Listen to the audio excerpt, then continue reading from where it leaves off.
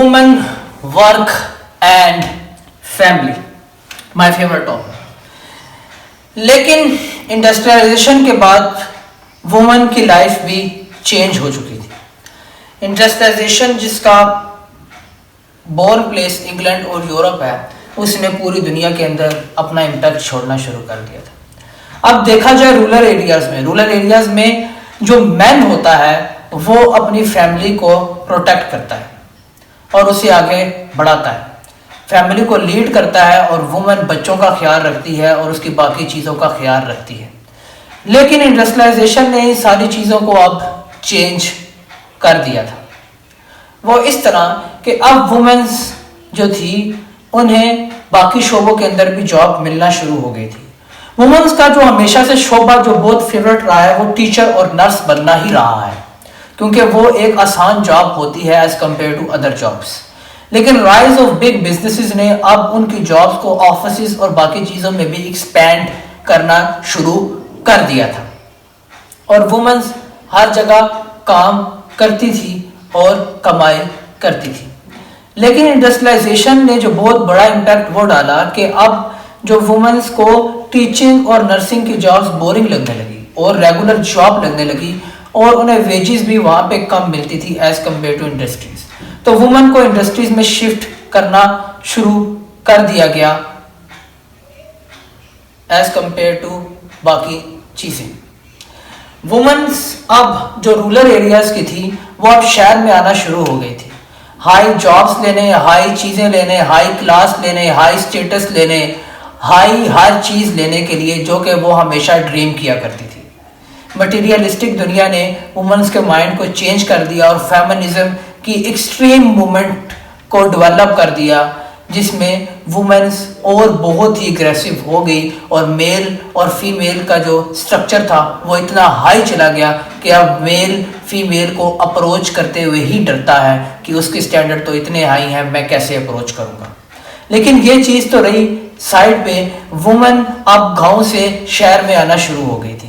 گاؤں سے شہر میں آتے ہی انہیں نئی ویجز چاہیے تھی, نئی جابس چاہیے تھی, لیکن شاید انسان کی ہر چیز جو ہے وہ اس کی خواہش کے مطابق نہیں ہوتی.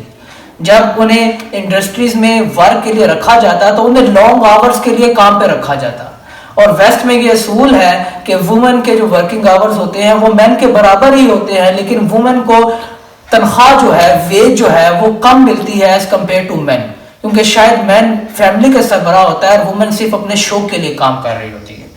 تو وومنس کو یہ بھی کم لگنے لگا. اس وجہ سے وومن بہت ساری ولیج سے اب شہر میں آ گئی تھی, تو اب وہ دوبارہ گاؤں کس منہ سے جاتی. تو اسی لیے پی میریٹل افیئر اور پی میریٹل سیکس یعنی شادی سے پہلے تعلقات اور ان چیزوں نے بہت زیادہ جنم لینا شروع کر دیا یورپین سٹیز میں اور ایز کمپیئر ٹو دوسری دنیا میں. پی میریٹل افیئرز کے علاوہ مختلف جو وومنس تھی وہ اب سیکشول فیورز بھی کرنے لگی مینس کو, اور ایک ایسی سوسائٹی بن گئی جس میں وومنس اب صرف اپنی قابلیت کی بنیاد پہ نہیں بلکہ ہر چیز پہ, میک اپ پہ اور ہر چیز پہ مینس کے آگے آ کے دانت بٹورنے لگی, اور انڈسٹریلائزیشن ورلڈ میں یہ ایک پریکٹس بہت ہی کامن ہو گئی. ہمیں دھیان میں رکھنا چاہیے کہ وومن صرف اکاؤنٹنٹ صرف گھر میں ہی بن سکتی ہے. یہ ایک بہت بڑی بحث ہے جس میں آج کی 21st سینچری بھی پھنسی ہوئی ہے کہ وومنس کو ہمیں کہاں پہ رکھنا ہوگا. لیکن وومن گھر کے اندر اکاؤنٹنٹ رہ سکتی ہے کہ وہ پرچیز کرے ہر چیز ایز کمپیئر ٹو مین, یا مین انہیں ہر چیز پرووائڈ کریں. لیکن ہمیں یہ بھی دیکھنا ہوگا کہ وومن کے دماغ میں یہ چیز بیٹھی ہے کہ اگر وہ شادی کر لیں گی تو ان کا کریئر ختم ہو جائے گا, اور جب بندہ شادی کر لیتا ہے تو وہ لڑکی جو جاب کر رہی ہوتی ہے وہ اب جاب ماں باپ کی نہیں رہتی, وہ جاب اب شفٹ ہو جاتی ہے اگلی فیملی میں. تو ماں باپ بھی ڈرتے ہیں اگر ہم اس لڑکی کی شادی کر دیں گے تو ہماری جو ویج آ رہی ہے, جو ہمارا پیسہ آ رہا ہے وہ اگلے خاندان میں شفٹ ہو جائے گا, اور شاید ہم اس طرح اپنے ایکسپینسز کو پورا نہ کر سکیں. تو یہ بھی ایک بہت بڑا مسئلہ پیدا ہو گیا اس وقت کے ویسٹرن ورلڈ میں, لیکن ہم آج کے دن ان چیزوں کو فیس کر رہے ہیں, اسی لیے ہمیں لگتا ہے کہ یہ سب کچھ نیا ہے. سوشلزم, صحیح سنا, سوشلزم, مارکسزم بھی کہا جاتا ہے جسے. سوشلزم جو ہے وہ کاؤنٹر پارٹ آیا انڈسٹریلائزیشن اور بگ بزنسز کے, جس نے جو لوور کلاس تھی اس کی وہ بچا کے رکھ دیا، اس کو ایک طرح سے ڈیمولش کر دیا، ایک طرح سے اس کا خاتمہ کر دیا، اسے بالکل لوور پہ لیا۔ جو سوشلزم ہے وہ دیکھا جاتا ہے counterpart as compare to capitalism, as compare to big businesses, کیونکہ یہ لوگوں کی ایکویلٹی کے لیے کام کرتا ہے۔ اور کولڈ وار ایرا میں رشیا اور یونائٹڈ اسٹیٹس کے درمیان شاید مین جنگ بھی یہی تھی as compare to nationalism, Russia یعنی یو ایس ایس آر اور یونائٹڈ اسٹیٹس آف امریکہ۔ لیکن مارکسزم کو میں آپ کو سمجھانا اس لیے بھی چاہتا ہوں کیونکہ ایک بہت بڑی تھیوری ہے جس نے 20th سینچری میں بہت امپیکٹ ڈالا، جس کو ہم اگلی ایپیسوڈز میں کور کریں گے۔ لیکن ابھی آپ کو میں بتاتا چلوں کہ جو مارکسزم ہے وہ کاؤنٹر پارٹ اس لیے آیا جو کیپٹلزم کے اور بگ بزنسز کے، کیونکہ اس نے جو لوور کلاس تھی اسے ختم کر کے رکھ دیا۔ مارکس کہتا ہے کہ پیپل اس طرح امپیکٹ کریں لائف میں کہ وہ جہاں رہتے ہیں اور جو کماتے ہیں وہ ان کی مرضی سے ہونا چاہیے، نہ کہ ہم ان کے اوپر مسلط کر دیں کہ تمہیں انڈسٹری میں کام کرنا ہی کرنا ہے۔ مارکس جو تھا وہ ایک بہت ہی الگ قسم کا تھیورولوجسٹ تھا اکنامکس میں۔ وہ کہتا ہے کہ جو سوسائٹی ہے وہ دو طرح سے ڈیوائڈ ہے، وہ دو طرح سے اس طرح ڈیوائڈ ہے کہ ایک ہے ہیوز ہوتے ہیں جن کے پاس سارا مینز آف پروڈکشن ہے، جو کہ سب کچھ آن کر رہے ہیں بزنس میں، اور ایک ہے ہیو جن کے پاس کچھ نہیں ہے۔ مارکس کہتا ہے کہ ہیوز اور ہیو کو برابر میں آ کے کام کرنا چاہیے، نہ کہ ہیوز سب کچھ اڑا کے لے جائیں، جو کہ جو مڈل کلاس کے لوگ تھے ان کے لیے اٹریکٹیو تھا، جو کہ تھوڑے پڑھے لکھے تھے۔ تو بہت سی کنٹریز میں اسے اڈاپٹ کرنے کی کوشش کی گئی۔ اس میں سب سے پہلے واقعی یو ایس ایس آر، یعنی جو بھی یو ایس ایس آر آ رہی تھی اور سوشلزم جہاں پہ بہت ایکسٹریم پہ گیا وہ رشیا ہی تھا، جہاں پہ زیادہ تر ایگریکلچر بیس سوسائٹی تھی اور کچھ انڈسٹریل بیس سوسائٹی بھی ایگزسٹ کرتی تھی۔ تو رشیا میں ان کو اڈاپٹ کیا گیا۔ لیکن سوشلزم کو جب گریٹ برٹن میں جو ان کے لوگ تھے، جو اسپانسرز تھے، جب انہوں نے دیکھا، انہوں نے کہا آپ کا کام نہیں ہے کہ آپ سوسائٹی کو برابر کریں، آپ کا کام نہیں ہے کہ آپ سوسائٹی کو برابر کریں۔ لیکن مارکس کہتے تھے جو آپ لوگ ہو تو آپ تو اچھے ہو، آپ تو کام کر بزنسز آن کر رہے ہیں، لیکن ان پیپل کا کیا ہوگا جو افریقہ، ایشیا اور ساؤتھ امریکہ میں رہتے ہیں، اور کسی حد تک نارتھ امریکہ کے لوگ بھی جو کہ ہارڈ ورک کر رہے تھے۔ لیکن اس پارٹ کو انہوں نے کاؤنٹر پارٹ کیا، انہوں نے کہا یہ کام ہے چیزوں کو برابر لانے کا، ڈیموکریسی کا کام ہے، ہمارا کام ہے بزنسز کرنا، اور ڈیموکریسی ایک پریکٹس ہے جسے ہم وقت کے ساتھ ساتھ کرتے رہیں گے تو سوشل جو چیزیں ہیں وہ کسی حد تک برابر آ ہی جائیں گی۔ اور ایک تھیوری کا کام یہ نہیں ہے کہ وہ لوگوں کو بتائے کہ لوگوں کو کیا کرنا چاہیے، بلکہ ڈیموکریسی کا کام ہے کہ وہ لوگوں کو بیلنس میں آہستہ آہستہ لاتے رہے۔ Intellectual trends in western world. اب ویسٹرن ورلڈ اپنے آپ کو چینج کر رہا تھا۔ وہ ایک پراسپرس نیشنز تھے، ان کے پاس دولت تھی، ان کے پاس پڑھائی تھی، ان کے پاس اچھے لوگ بھی تھے۔ اس بات سے فائدہ کیوں نہ اٹھاتے ویسٹرن ورلڈ؟ تو شاید قدرت نے انہیں ایک اچھے دماغ والے لوگ بھی دینا شروع کر دی، اور ڈارون جو تھے انہوں نے اپنی تھیوری آف ایوولوشن پیش کی، جس کا ہم ذکر آگے کریں گے کہ اس تھیوری آف ایوولوشن کے نقصانات کیا ہوئے، بہت لوگوں نے انہیں غلط بھی لینا شروع کر دیا۔ اور ولیم بیک جو تھے پوئٹ تھے، انہوں نے بھی انٹلیکچوئل ٹرینڈز کو جگانا شروع کر دیا۔ انہوں نے کہا move your cart through the bones of your elders. ان کے کہنے کا مقصد یہ تھا کہ اپنے آپ کو آگے بڑھاؤ اور ایسی جگہ پہ رکھو جہاں پہ آپ کے بڑے نہ پہنچ سکیں۔ انٹلیکچوئل ٹرینڈز نے ویسٹرن کچھ نیشن تھے یورپ کے، جس میں برٹن، جرمنی اور فرانس اور یونائٹڈ اسٹیٹس شامل ہیں، انہی کو اجاگر کیا، کیونکہ ان کی عوام بہت زیادہ پڑھی لکھی تھی اور ان چیزوں کے اندر ڈیمانڈ ان کی بہت زیادہ تھی۔ اب بات کرتے ہیں رومانٹسزم کی، کیونکہ لٹریچر بھی دیکھا جاتا ہے، کسی بھی چیز کا ہسٹری میں پڑھنے کے لیے لٹریچر کو دیکھا جاتا ہے کہ اس وقت کی دنیا کیا کر رہی ہے۔ تو لٹریچرزم اور لٹریچر میں رومانٹسزم بہت عام ہو گیا as compare to western nations. Western nations کا جو دماغ تھا ایز کمپیئر ٹو الگ کے جو لوگ تھے ویسٹرن یورپ کے علاوہ ایسٹرن یورپ میں، وہ الگ تھے. آپ ابھی بھی جا کے دیکھیں، اٹلی میں آپ کو الگ کلچر ملے گا، جرمن میں آپ کو الگ کلچر ملے گا، اور برٹن میں آپ کو الگ ہی کلچر ملے گا، انوائرمنٹ ملے گا، اور یونائٹڈ اسٹیٹس اور برٹن کا سیم انوائرمنٹ ملے گا آپ کو. وہ اس لیے کیونکہ چینج ہیں ایک دوسرے سے.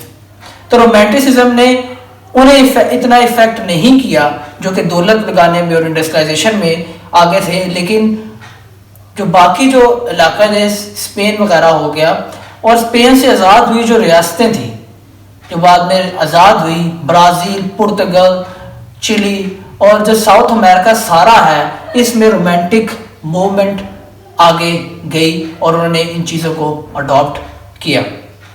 اور گریس میں بھی رومانٹسزم آگے بڑھا اور بہت سارے پوائنٹ آگے نکلے. کچھ پوائنٹس تو ایک دم ہی ریبل تھے، جن میں سے ایک پوائنٹ تو وہ تھے جنہیں گریک انڈیپینڈنس وار میں قتل بھی کر دیا گیا تھا جب انہوں نے ترکی سے انڈیپینڈنس لینے کے لیے کوششیں کی. مٹیریلزم اور ریئلزم ان فلسفی اینڈ لٹریچر. ابھی رومانٹسزم کی ہم نے بات کی، لیکن مٹیریلزم اور ریئلزم کہتے کسے ہیں؟ آخر یہ کیا چیز ہے؟ اصل میں جب انٹلیکچوئل ٹرینڈز ویسٹ میں بڑھنے لگے، جب لوگوں نے تھیوریاں پیش کرنا شروع کر دی، اس میں سب سے پہلے جو تھیوری آتی ہے وہ تھیوری آف میٹر آتی ہے، جس میں ہمیں کلاسز میں بھی پڑھایا جاتا ہے، سکولز میں، سیکنڈری سکولز میں اور ہائی سیکنڈری سکولز میں، تھیوری آف مالیکیول، جس میں بتایا جاتا ہے کہ جو گیسز، سالڈ، لیکوڈ اور گیسز، یہ تین اسینشل چیزیں ہیں جو انوائرمنٹ میں اور چیزیں بھی بناتی ہیں، جن کی تھیوریز پیش کی گئی. اس کے بعد 1900s میں سب اٹامک تھیوری کیمسٹری کے اندر پیش کی گئی اور فزکس میں بھی اسے پڑھایا جاتا ہے. سب اٹامک تھیوری میں ہمیں بتایا گیا کہ ایک ایٹم کے اندر کتنے پروٹونز، الیکٹرونز اور نیوٹرونز ہوتے ہیں. ساتھ ہی ساتھ جو انٹلیکچوئل ٹرانس تھے انہوں نے تھیوری آف سیل بھی دے دی. تھیوری آف سیل بھی جو 1600s کی پیداوار تھی، لیکن اب اسے اور زیادہ ایکسپلین کرنا شروع ہوا گیا کہ سب سیل کیسے بنتا ہے، اس کے اندر کیا پروسیجر ہوتے ہیں، اور سیل ہی ایک چیز ہے جس سے باقی چیزیں بنتی ہیں ہیومن باڈی کے اندر. ساتھ ہی لوئس پاسچر نے ایک تھیوری دے دی جرمز کے اوپر، جب انہوں نے پینسلین بنائی کہ جرمز کو کیسے کاؤنٹر ریفرنس کیا جاتا ہے اور جرمز کیسے ہمارے میٹابولزم میں بھی پائے جاتے ہیں اور ہماری مختلف چیزوں میں پائے جاتے ہیں، جس میں ہارش کیمیکلز اور ہارش جرمز بھی ہوتے ہیں اور گڈ کیمیکلز اور گڈ کیمیکلز بھی ہوتے ہیں. آپ بتاتے ہیں کہ مٹیریلزم کہتے کسے ہیں؟ مٹیریلزم اصل میں ایک ایسی بنیاد ہے جس میں ہم تو نہیں، لیکن جو most of the western world میں جو لوگ تھے اس وقت کے، وہ بلیو کرتے تھے، وہ کرتے تھے مٹیریل چیزوں پہ. اب بہت سے لوگ کہیں گے مٹیریل چیزیں مطلب پیسہ شیسا، نہیں. مٹیریلزم کا مطلب یہ ہے کہ جو میٹر ہے، جو ان سے چیزیں وہ بنی ہوئی چیزیں ہیں، وہ کہتے تھے کہ ورلڈ کی بنیاد یہ ہے اور جو یہی اسینشیل چیزیں ہیں جس نے اس یونیورس کو کھڑا کیا ہے. وہ اولڈ ٹیسٹمنٹ کے اس فرقے یا اس ورس کو بھی ریورس کرتے ہیں جس میں کہا گیا تھا کہ جو ارتھ ہے وہ 2000 ایئرز پہلے کسی گاڈ نے بنائی تھی. وہ کہتے ہیں کہ گاڈ ایگزسٹنس بالکل نہیں ہے. ان کے کہنے کا مقصد تھا کہ میٹیریلزم میں کہ گاڈ ایگزسٹنس نہیں ہے، سب کچھ نیچرل ہے اور سب کچھ نیچر نے خود ہی ڈیزائن کیا ہے اور ہمارے آگے رکھ دیا ہے. انہوں نے کہا کہ جہاں تک بات کی جائے رومانٹسزم کی اور ان چیزوں کی، تو انہوں نے کہا ہم ہر ایک کو بیوٹی پہ جج نہیں کر سکتے. اس کا انٹلیکچوئل ٹرینڈز کیا پتا اس کی بیوٹی سے زیادہ اچھا ہو یا اس کی بیوٹی آرڈنری ہو اور وہ آگے بہت اچھا پرفارم کر سکے. تو انہوں نے کہا کہ رومانٹسزم بھی ایک طرح کی فضول ہی بات ہے. اب تیسرا جو کام انہوں نے کیا وہ کہا کہ ریلیجن جو ہے وہ ایک ایلیوژن ہے. جیسے ہم نے پہلے کہا کہ انہوں نے اولڈ ٹیسٹمنٹ کو چیلنج کیا، ساتھ ہی انہوں نے کہا کہ جو ریلیجن ہے وہ اس میں جو جیزس کرائسٹ کا بتایا جاتا ہے، تو جیزس کرائسٹ بھی جیسے زیوز ہیں اور باقی فلاسفرز ہیں، اسی طرح سے وہ ایک فگر ضرور ہو سکتے ہیں جسے ہم ایک انسپریشن کے لیے یوز کر سکیں، لیکن وہ سن آف گاڈ یا ویسے نہیں ہو سکتے جیسے ہم نے انہیں عزت کرسچینٹی کے اندر دی ہے اور اپنے اندر انہیں رکھا ہوا ہے. ہم اتنا انہیں سر پر نہیں چڑھا سکتے یا انہیں اتنا بلیور نہیں رکھ سکتے. لیکن تب بھی بہت سے لوگ ابھی بھی کرسچینٹی کے اندر بلیو کرتے ہیں اور کہتے ہیں کہ ہمارا جو انٹلیکچوئل ٹرینڈ ہے اور جو یہ فلاسفی ہے وہ کرسچینٹی ہی کی وجہ سے آج ہم اتنے پڑھے لکھے ہیں اور جیزس کرائسٹ کی انلائٹمنٹ سے ہی پوری دنیا انلائٹ ہوئی ہے. Survival of the fittest, Darwin کی تھیوری کو اب لوگوں نے جو نیچرلسٹ تھے اس کے علاوہ غلط طریقے سے بھی لینا شروع کر دیا. ہمیں دیکھنا ہوگا کہ جو سائنس ہے اسے لوگوں نے ایکسپلور کرنا شروع کر دیا تھا، لیکن سائنس کا جو اوریجن ہے وہ نیوٹن کی جو تھیوری تھی جسے ہم 3 پرنسپل کہتے ہیں، اس کے بعد جو ڈارون کی تھیوری تھی وہ 200 سال کے بعد ایک بہت بڑی تھیوری پیش کی جا رہی تھی دنیا کے سامنے. ڈارون کی جو تھیوری ہے وہ بہت ہی ایکسٹرا آرڈنری تھیوری ہے. اگر آپ ڈارون کی تھیوری کو سمجھ لیں تو آپ شاید پوری سوسائٹی کو سمجھ سکتے ہیں، پوری سوسائٹی کی تھنکنگ کو سمجھ سکتے ہیں، ہائرارکیکل سٹرکچر کو سمجھ سکتے ہیں کہ کیوں ہر کوئی پیسہ، گاڑی اور ہر چیز ان چیزوں کے پیچھے بھاگ رہا ہے، جس کا غلط مطلب بعد میں نکالا گیا. لیکن ڈارون کی جو سائنس کی تھیوری تھی وہ یہ تھی، جب اس نے مختلف فوسل فیولز کو اسٹڈی کیا، فوسلز کو اسٹڈی کیا اور اینٹی میل بریڈنگ کو اسٹڈی کیا، تو اس نے ایک کتاب لکھی دا اوریجن آف اسپیشیز، اور ایک اور کتاب ڈیسنٹ آف مین. اس میں اس نے بتایا کہ انسان جو ہے وہ ہمیشہ سے اتنا انٹلیکچوئل نہیں تھا، لیکن وہاں پہ وہ ایک کاؤنٹر پارٹ دیتا ہے ڈارون کہتا ہے کہ جو انسان ہے وہ ایوالو ہوا ہے وقت کے ساتھ ساتھ. کہتا ہے ہر اسپیشیز کو جو میں نے اسٹڈی کیا ہے، کیونکہ اس کے ماں باپ نے اسے بھیج دیا تھا ساؤتھ امریکہ میں، بلکہ وہ خود ہی گیا تھا اپنے ابو سے اجازت لے کے، اور اس نے مختلف چیزوں کو اسٹڈی کیا. اس نے کہا کہ ہر اسپیشی ایوالو ہو رہی ہے، سمارٹ ہو رہی ہے، وقت کے ساتھ ساتھ اڈاپٹیشن پہ آ رہی ہے، ہر چیز کو ایوالو ہوتی جا رہی ہے وقت کے ساتھ ساتھ. تو اس نے اس تھیوری کو امپلیمنٹ کیا سوسائٹی کے اندر. اس نے کہا جو پروسیس ہے نا میل فیمیل کا پاس آنا، وہ صرف جانوروں کے اندر ہی نہیں ہے، ایک اچھا امیر گھر سے لڑکا ڈھونڈنا یا لڑکی ڈھونڈنا، یہ اب ہر سوسائٹی کے اندر ہے، کیونکہ ہر ایک کو نیچرل سلیکشن کرنی پڑتی ہے.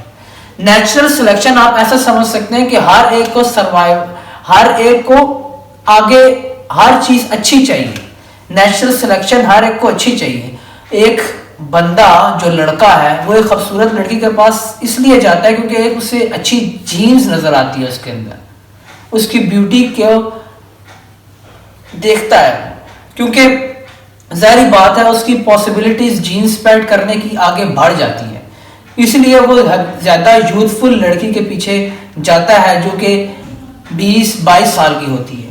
جبکہ ایز کمپیئر ٹو وومن وہ جو ہے وہ ہمیشہ ایک اولڈر مین کے لیے جاتی ہے، 30 سے اوپر کے لیے، کیونکہ اسے پتا ہے کہ اس کے بچوں کا سروائیول ہے. وہ ایک سٹیبل کریئر والے لڑکے کے پاس یا سٹیبل کریئر والے مین کے پاس ہے as compare to younger boy جس کو ابھی میچور ہونے میں بہت ٹائم لگے گا. ڈارون تھیوری آف ایوولوشن نے دنیا کو دیکھنے کا نظریہ ہی بدل دیا. سروائیول تھیوری ایک ایسی تھیوری ہے جس نے دنیا کو ہائرارکیکل سٹرکچر پہ بیسڈ کیا اور ہمیں بتایا کہ نیچرل سلیکشن ہر چیز پیار اور ہر چیز پیسہ اور ان سب چیزوں کو ملا کے ایک ہائرارکیکل کے سٹرکچر پہ سوسائٹی بیسڈ کرتی ہے، نہ کہ جو ہم نے اپنے اندر اور اپنے دماغ کے اندر سوسائٹی کو دیکھنے کا نظریہ بنا رکھا ہے. The development of culture in America. امریکہ کا آپ کو پتا ہے اپنا کلچر نہیں تھا. اسے جس نے کولونائزڈ کیا اور اس کو جس نے ایڈ کیا اور انفلوئنس کیا وہ برٹن کلچر تھا. تو اصل میں امریکہ ایوالو ہوا وقت کے ساتھ ساتھ. امریکہ جو تھا وہ سب سے پہلا نیشن تھا جس نے برٹن سے آزادی لی تھی، تو وہ ایوالو ہوتا گیا ایز کمپیئر ٹو ادر جو برٹن کی کالونیز تھے. تو اصل میں امریکن کلچر ہے کیا؟ امریکن کلچر پہ جو انفلوئنس ڈالا رومانٹسزم نے وہ اتنا نہیں ڈالا ایز کمپیئر ٹو لیٹن امریکہ جس پہ زیادہ انفلوئنس ڈالا. امریکن کلچر کی جو دیکھا جائے جو ان کے پوئٹس نے بتایا وہ تھا امریکن سول وار جو ہوئی تھی اس کے بعد انڈیویجویلٹی کو بتایا گیا.